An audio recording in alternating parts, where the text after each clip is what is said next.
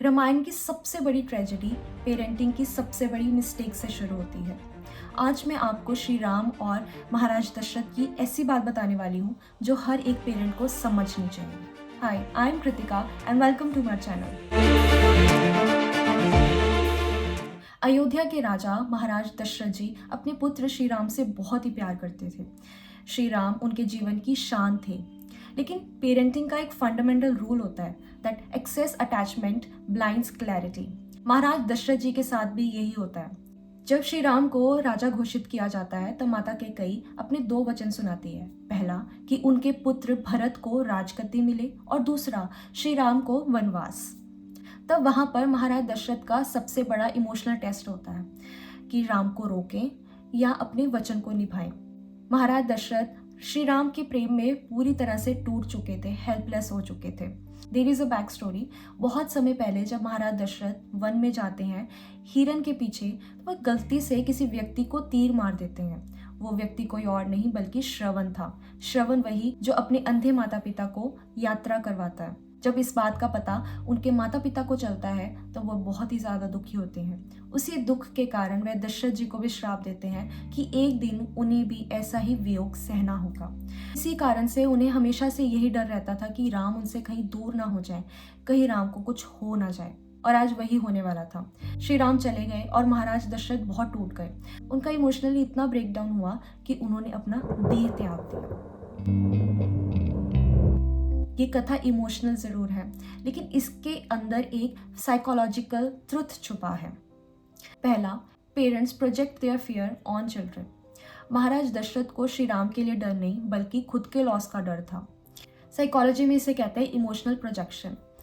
Parents अक्सर अपना pen जो है अपने बच्चों पर थोप देते हैं। आप में से ऐसा कितने लोगों के साथ हुआ होगा कि पेरेंट्स ने अपनी कोई बात, अपना सपना अपने बच्चों पर थोपा हो कि मैं बड़े होकर डॉक्टर बनना चाहता था लेकिन किसी कारण मैं बन नहीं पाया, और वो बात अपने बच्चों पर थोपते हैं कि हमारा बच्चा उस चीज़ को, हमारे सपने को पूरा करेगा।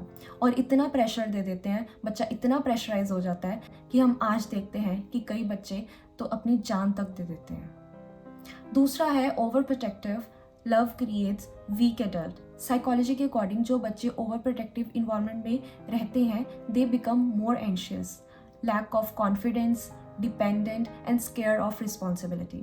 तीसरा है हेल्दी पेरेंटिंग। हेल्दी पेरेंटिंग कैसे होता है? बाउंड्रीज और वैल्यूज से। जो श्री राम थे वो डिवाइन पावर के साथ साथ डिवाइन पर्सनैलिटी भी थे, क्योंकि उन्हें वैल्यूज मिली थी। उनके वैल्यू सिस्टम इतना स्ट्रांग था कि तभी वो इतने टफ डिसीजन भी ले पा रहे थे। आज के पेरेंट्स भी महाराज दशरथ की तरह गलतियां करते हैं। मेरे बच्चे को तकलीफ ना हो, मेरा बच्चा स्ट्रगल ना करे, मैं उसे जाने नहीं दूंगी या जाने नहीं दूंगा। लेकिन साइकोलॉजी सेज स्ट्रगल से ही रेजिलियंस बनता है, रिस्पॉन्सिबिलिटी से ही करेज और मैच्योरिटी आती है, और चॉइसेस से ही करेक्टर बनता है। उस दिन महाराज दशरथ ने सीखा कि प्यार से ज़्यादा ज़रूरी है बच्चे को स्ट्रांग बनाना, क्योंकि love means freedom not slavery. प्रेम बांधता नहीं बल्कि मुक्त करता है। और श्री राम ने भी पेरेंटिंग का सबसे गहरा लेसन दिया है that strength comes from value not from attachment. Shri Ram जानते थे कि उनके पिता उन्हें रोक नहीं पा रहे, इसीलिए श्री राम ने अपने पिता को ब्लेम भी नहीं किया, because he know when a parent become emotionally weak then child has to become emotionally strong. Parenting का मतलब रोते हुए बच्चे को गोद में बिठाना नहीं बल्कि कभी कभी स्ट्रांग चॉइसेस समझाकर जीना सिखाना है। तो श्री राम और दशरथ जी से हमने सीखा कि लव और करेज ही एक बैलेंस पेरेंटिंग का सबसे बड़ा एग्जाम्पल है। If you like my video then please hit like and share and don't forget to subscribe my channel. मैं हूँ कृतिका और मिलती हूँ अगली वीडियो में। तब तक के लिए नमस्ते।